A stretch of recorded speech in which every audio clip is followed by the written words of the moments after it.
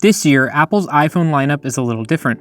There's the iPhone 11, which is being positioned as the iPhone for everyone, and then there's the iPhone 11 Pro and 11 Pro Max, Apple's new high-end smartphone that now features the same naming scheme as the iPad Pro. Both phones are similar, but also very different in a few key ways.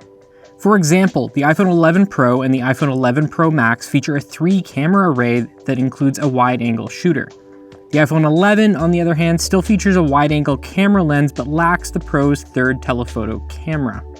There are also differences in display quality, with the iPhone 11 Pro featuring an OLED screen and the iPhone 11 rocking the same LCD display included in last year's iPhone XR.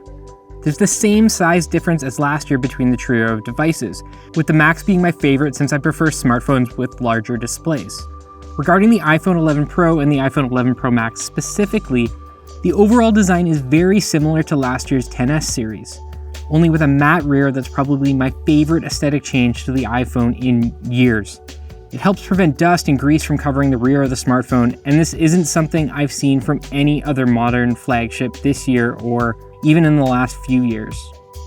On the other hand, the iPhone 11 looks identical to the iPhone XR in nearly every way.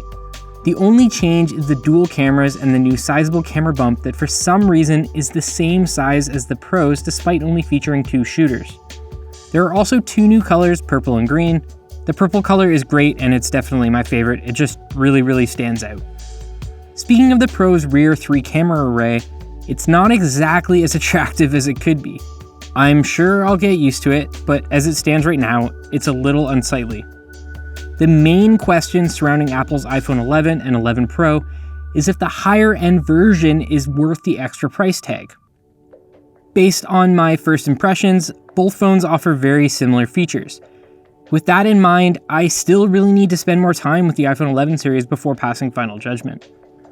And that's it. Thanks for watching. We'll have more on Apple's new iPhone 11 line in the coming days.